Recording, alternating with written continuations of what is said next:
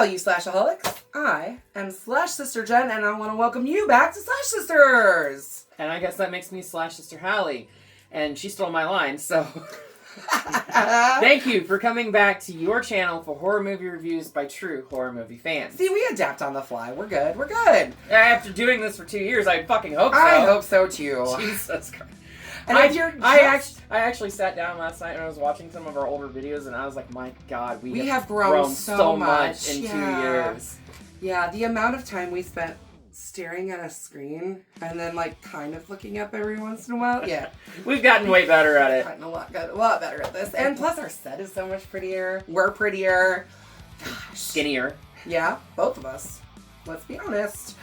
So anyways, if you're just now finding this channel though, after 2 freaking years like we just said, welcome! Go ahead and hit that subscribe button so you don't miss out on all these silly shenanigans that we're always up to. And go back and check out our other 100 movie reviews that we've covered so far. Yeah, there's lots for you to catch up on.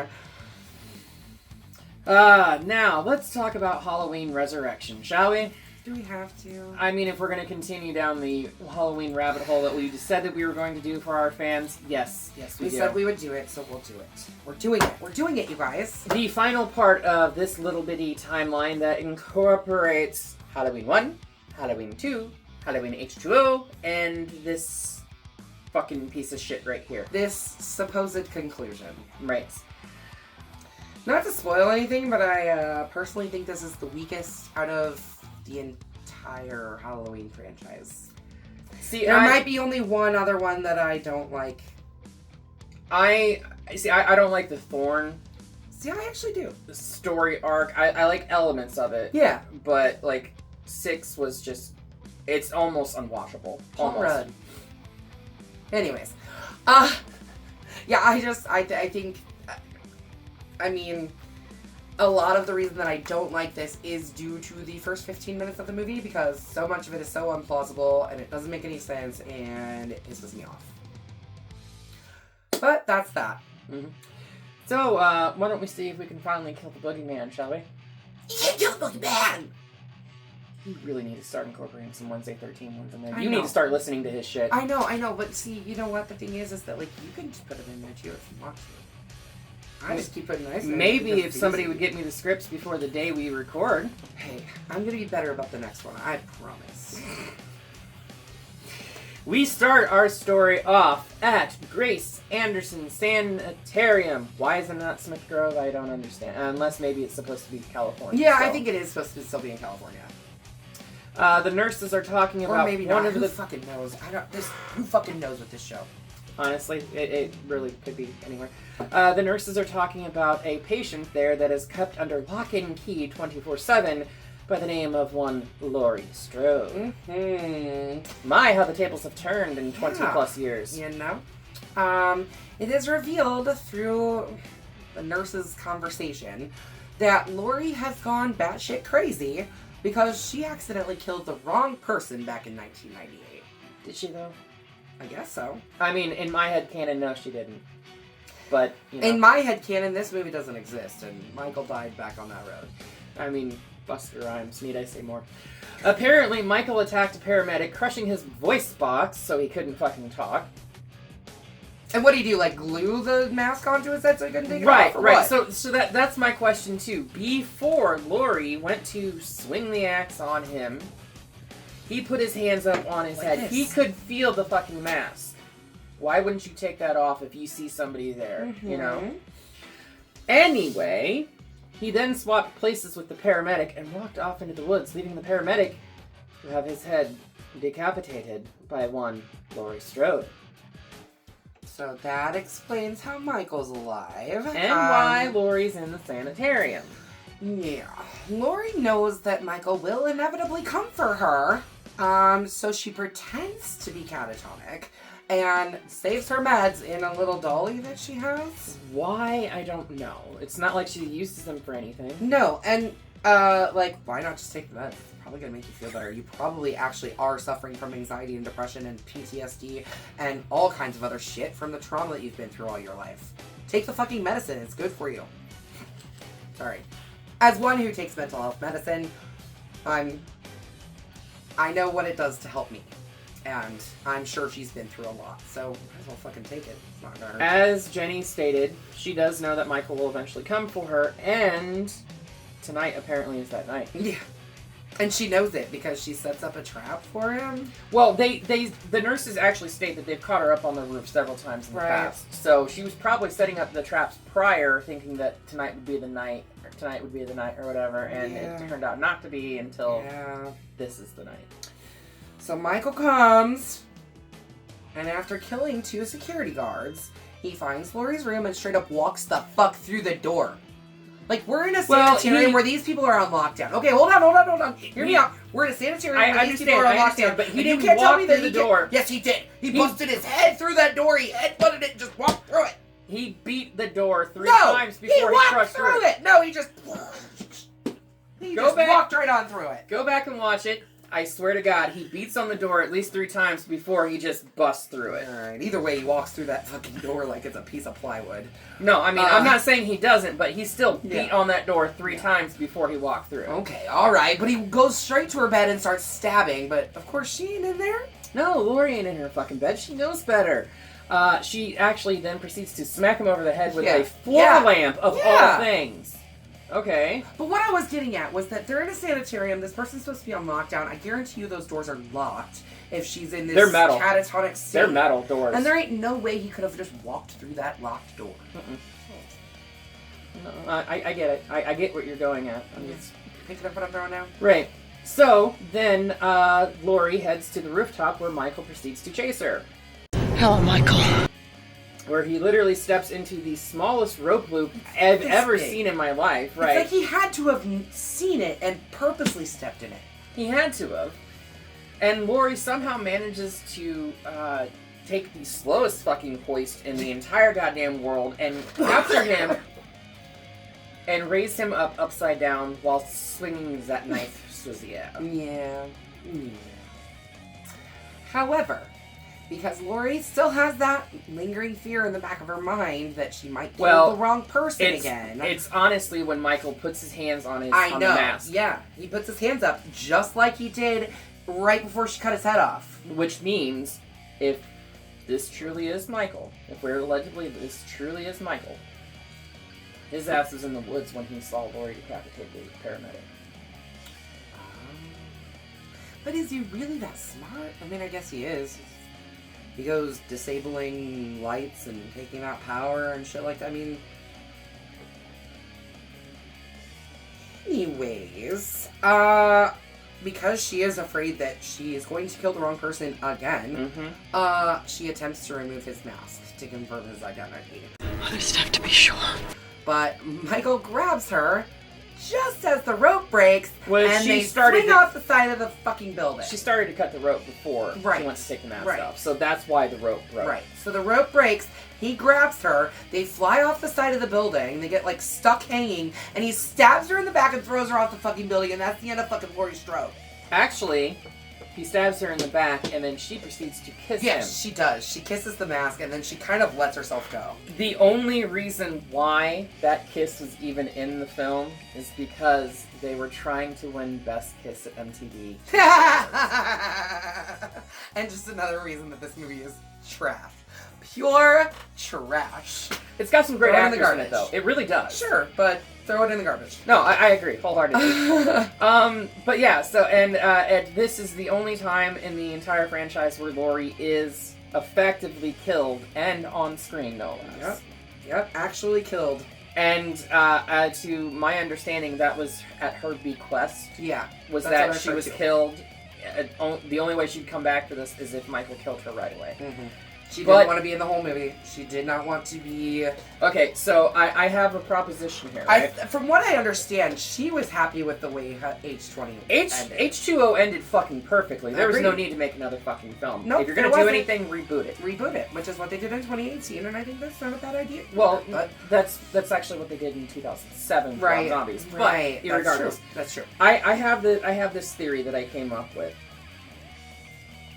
That if Michael is truly trying to kill his bloodline, right, and he has effectively killed his last living relative with the exception of John. Yeah, so why doesn't he go for John after this? That doesn't make any damn sense. I don't know. But maybe John's in hiding. Yeah, but Laurie was in hiding for 20 years and he fucking found her. I'm sure he can find a way to find John. Irregardless. Okay. Kills Laurie. Goes home. What if the only reason he kills the rest of the people in this film is because he's got that mindset of Leatherface now, and these people are... They're up in his own home. They're in my home. Them. I'm defending my home. Yeah. Yeah. I mean, really, we do find out that he does go home in this movie. So... It's just a theory that I came up with whilst watching this the other night. That's not a bad thought. Anyway, so he gives his knife to a mental patient who we actually saw earlier in the movie who, like, knows, like, all kinds of facts about serial killers. Michael Myers killed 3 high school students October 31st, 1978. Also killed 3 nurses and a paramedic same night. But he gives his knife to that guy.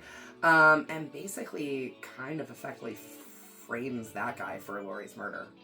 Yes, but if anybody's smart, they would run the prints on that fucking handle and see that there's 2 sets of prints. Right. So. And where'd he get the damn knife from anyways? He had the knife. The kid who was in jail? The guy? Well. Where'd he get a knife from? Well, I think that's why they established the fact that he kept getting out of his cell. Yeah, that's true. Yeah. Or his room, because it's not a cell. His room is more like a cell than Laurie's was. But it had that giant fucking window, too. Yeah, that's true. Anyway, a year later, college students Sarah, Bill, Donna, Jim, and Rudy win a competition to appear on an internet reality show called Dangertainment. Yep. I wish I was making this up.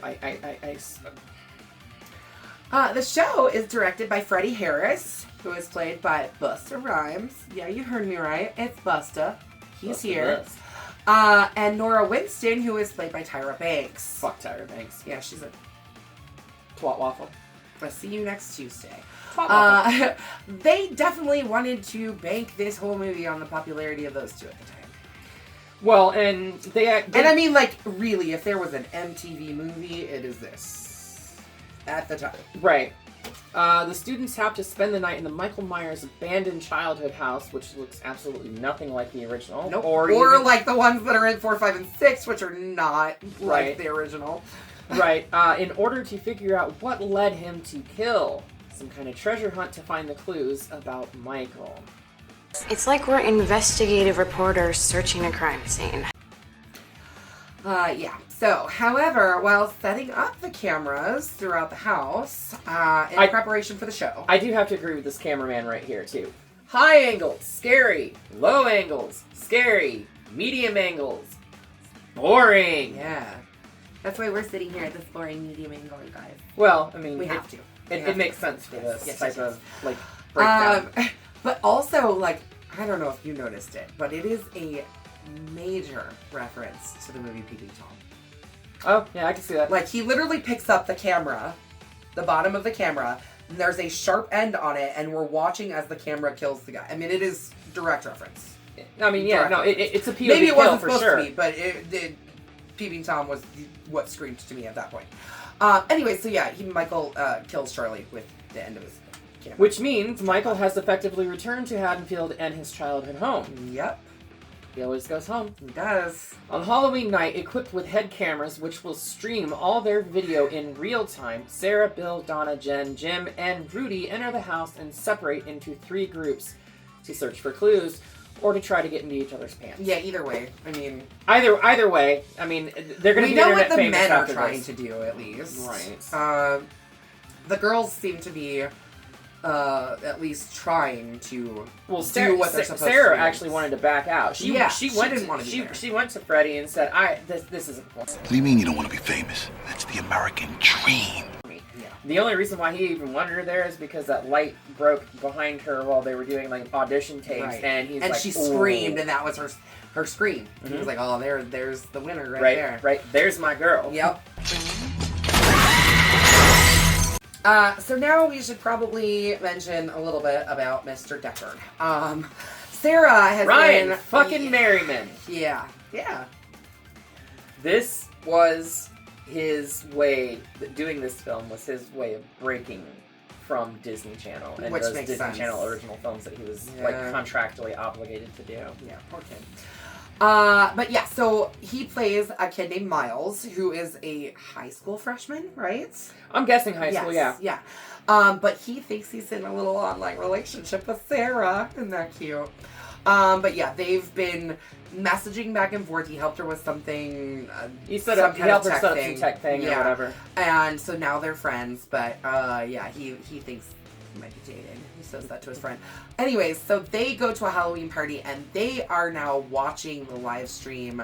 Well, he breaks into the house computer room. Yeah. Right? Which, mind you, at the time that was a sweet ass setup. Oh hell yeah, it was for 2002. Right. Yeah, that was a fucking kick ass setup for a computer room. During the search, Michael suddenly appears and kills Bill, played by Ian Thomas Nichols. Yes, that's his name. I was like, it's a 3-name one. Right. You know, it's the kid from like Angels in the Outfield, or no, not Angels in the Outfield, The Rookie. The Rookie, yeah. But there's also 2 people with 3 names in this. Sean Patrick Harris. Oh, that's right. Carrying on. Sean Patrick Thomas. Sean Patrick Thomas. Yes. That's it. The guy from Save the Last Dance. Yeah. Right? Yeah. Okay. Anyways, so Donna and Jim end up, as Jim is trying to get Donna naked, and they actually do start making out at this point, and like they end up breaking through a wall. No. The wall was rigged to break while somebody was next to it because let's face it, Freddie and whatever Tyra Banks' bullshit Nora, name. I think her name is. Nora? Really? We have another character named Nora in this fucking franchise? Yeah, well, God, just fucking stop. Anyway. So they end up discovering all these fake corpses. They all pour out. Made in fucking Taiwan! Made in Taiwan, yeah. And they realize that the entire show is a setup. But then Michael actually shows up and kills Jim. Doesn't he squish his head? Yeah. So he kills Jim, and as Donna is escaping, she actually breaks through the backside of the wall and discovers... She notices that there's hole. Like a hole, and she is that able to breaks into like the sewer line or whatever. Right. And so she's able to get into this like back area that I guess is like the basement of the house where Michael has been living for the last 3 years, presumably.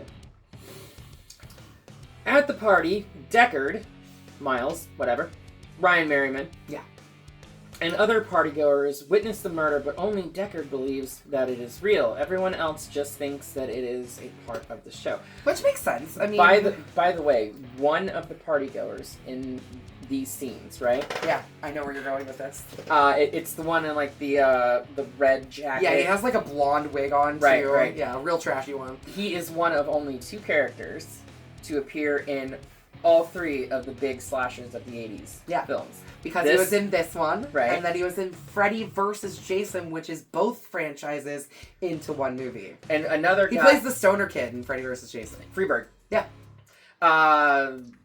His name's right there. Because I can't remember it off the top of my head. It's like Lyle something. Yeah.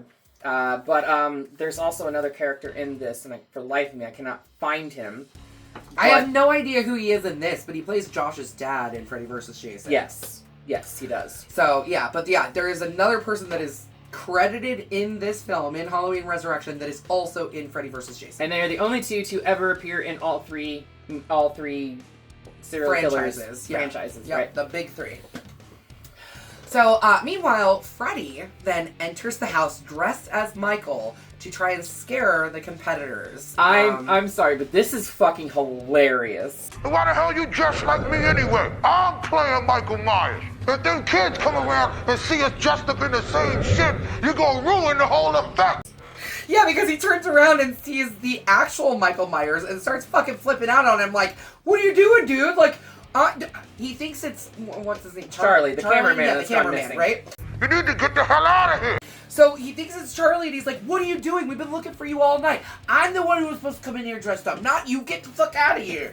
You know, he's like... He actually takes his finger and, like, taps Michael on the forehead and lives. And Michael just, like, I think he kind of just goes, okay. He like turns around and walks away. I think Michael was just completely and utterly dumbfounded. Yeah. Dumbfounded that somebody would wait, be hold on. One, dressed like him. Exactly. And two, that have the audacity to talk tap to him on the head that way.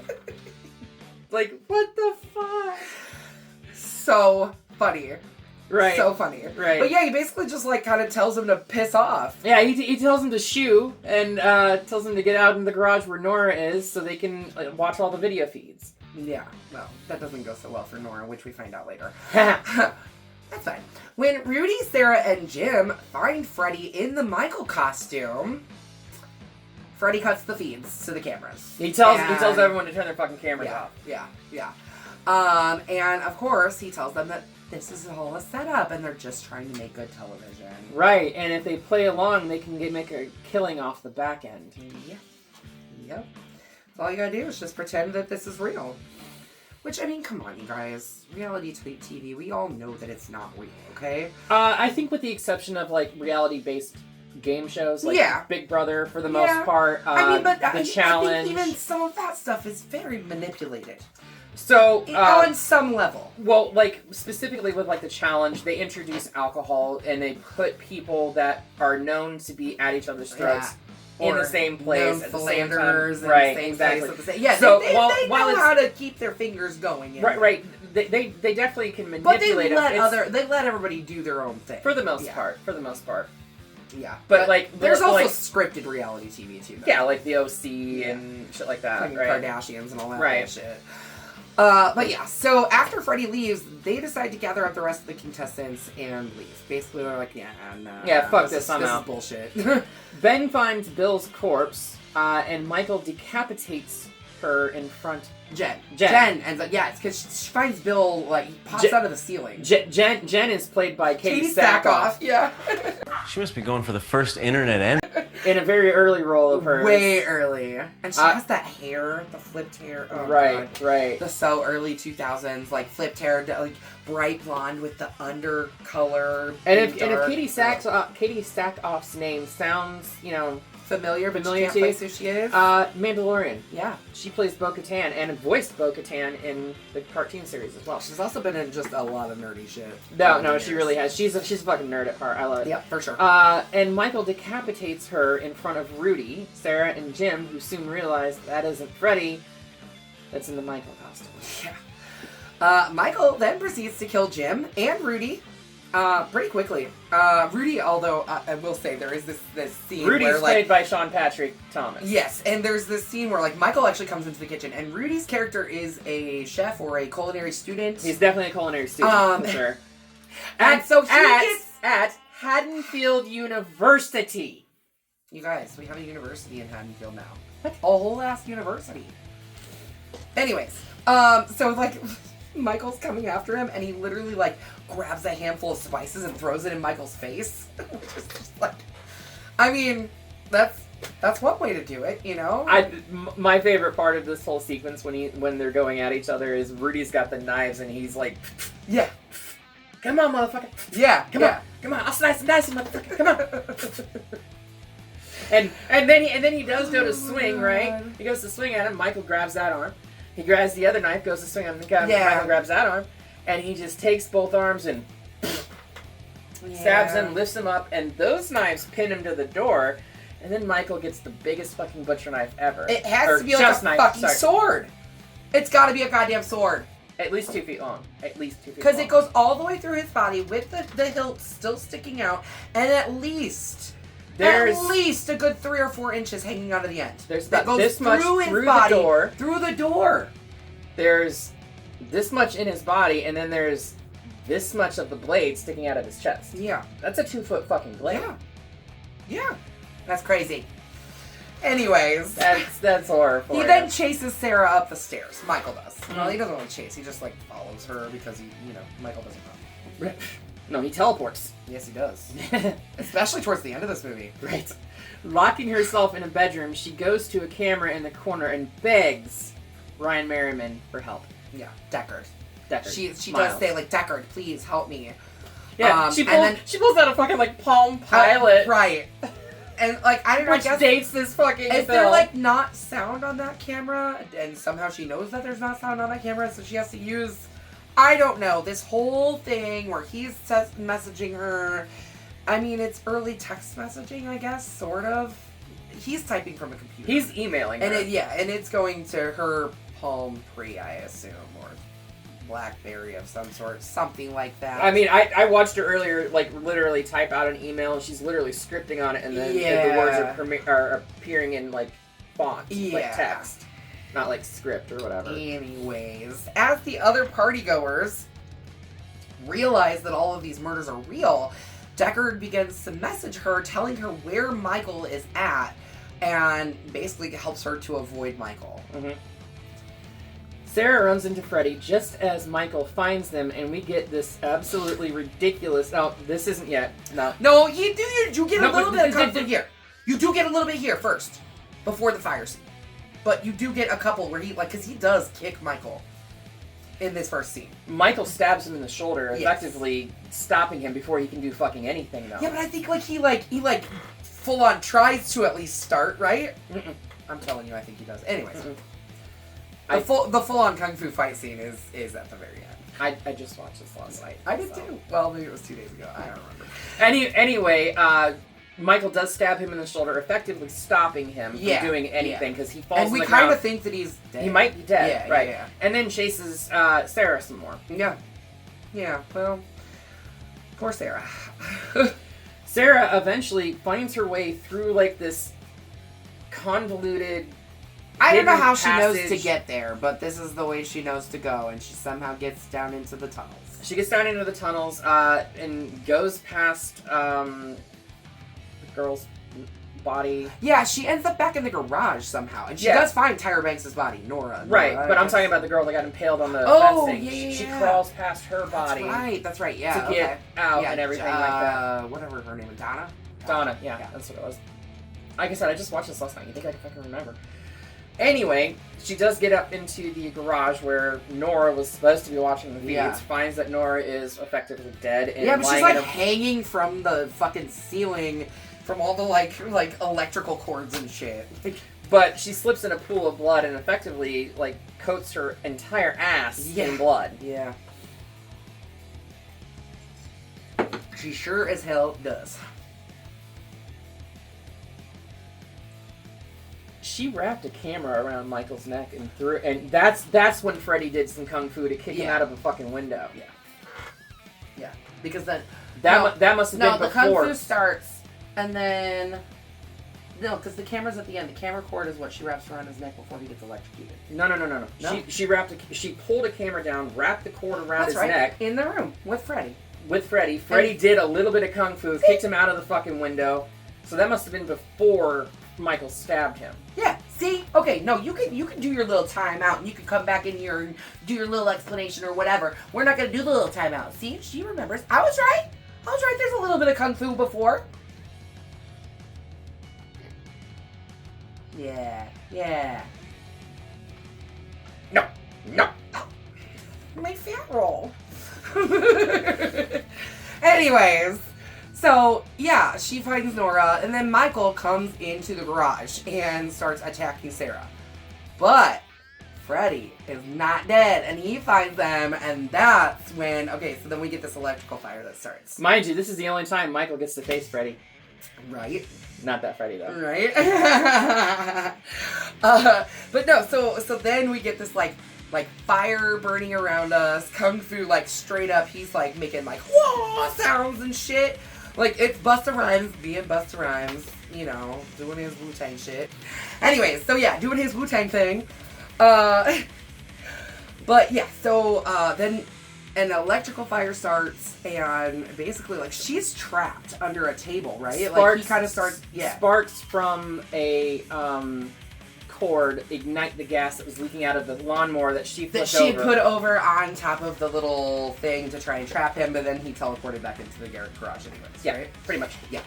So yeah. That happens.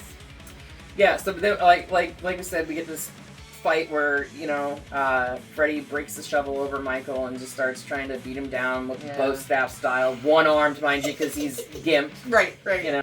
trick or treat, motherfucker. And Michael effectually just, like, bitch smacks him against the wall. Yeah. Thinking that he's knocked him out. And then he goes in for the kill. Yeah. Because he initially was going to go after Sarah and... or whatever, and then whatever, goes in for the kill. And Freddy grabs, like, conduit. Hey, Mikey! Happy fucking Halloween! Rips him out and throws him into the pool of blood. Yeah, electrocutes him with cords and blood. Electrocutes Michael using blood. I mean, I like it. I don't know if it's feasible, but I like it. There's actually, I don't know if you've ever seen, like, the deleted scenes for this. There's a deleted scene where it's Deckard that shows up and saves Sarah. See, I would have liked that, actually. Right. This movie's still trash, but I would have liked that. No. Later, Freddy and Sarah are interviewed by the local news, during which Sarah thanks Deckard for saving her life. Meanwhile, Michael, presumed dead, is taken to the morgue. However, as the coroner prepares to examine his body and potentially get his autograph, Michael's eyes just suddenly pop open.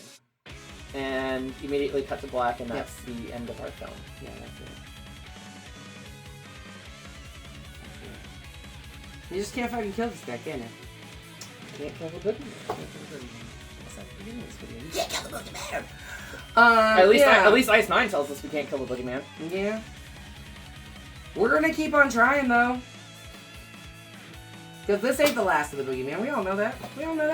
Because this is... Okay, so... This is the last of this timeline. This timeline, yeah. This is supposed to be the end of that Michael. That version. That version, I guess. Michael. So then, after this, we do get the Rob Zombie ones, which, as we said at the beginning of our coverage of Halloween, we're not going to cover the Rob Zombie ones, just simply because we don't have the time to cover them. As it is, we're giving you 2 videos, sometimes 3 videos a week. Every single week, yeah. So, yeah, like, we will get to the Rob Zombie ones, though, I promise. Eventually. I actually like the first one. The second one's a little weird, but... Well, what's next on our list, Callie? Well, I know that we've talked about how we dislike this. I'm giving this a bloody machete down. True. Yeah, bloody machete down. I do like... I said this at the beginning of the video. It is the weakest of all of the franchise. I personally think. I do like that we got Katie Sackhoff and Ryan Merriman and Sean Patrick Thomas and Thomas Ian Nichols. Mm-hmm. And Buster Rhymes was fun. I don't care what anybody says. That does add some fun to it. He was fun, but it was over the top. Yeah. It was over the top, especially with, like, the whole Laurie kissing the mask of Michael. I know. I hate the beginning of this movie. I hate seeing Laurie die. I hate it all. Right. So with that, yeah, bloody machete's down. This movie's trash. Right. But now we're going to reboot the timeline again. Again. Another legacy sequel? Another legacy sequel, because Laurie is back again. 40 years later this time. This is 2018. Yeah. Halloween. Direct from part 1. Yes, this rewrites everything from part 2 on. Yeah, so this last story timeline that we were in, we got 1 and 2. H2O Resurrection. Now we are going all the way back to this is a direct sequel to 1. So, yeah, there's our weird timelines. And you know what? We all know that Michael's never going to be forever gone. This is what we're getting ready to cover right now. Yeah. This one right here. Mm-hmm. We'll show you. On the screen right here. This one. Yeah. As you smack me in the face. Anyways. So yeah, we are going to see you on the next video with Halloween 2018. I'm excited for this because this is actually a true return to form fashion of... I think it's the best sequel in the entire series. I don't know, Kills is really good. Kills is really good too, but I think this one's better. I don't know, that's just me. We can all agree Enzo's trash. Yeah. Yeah, we can. Anyway. So come back in a couple of days where we will be reviewing Halloween 2018. We want to remind you, make sure you smash that subscribe button. stab that like button. Just Stab it. Stab it. Yep. Stab it. And ring-a-ling the grave bell so you don't get buried alive and you keep up to date with all our new videos. Until then, we will see you all In the afterlife.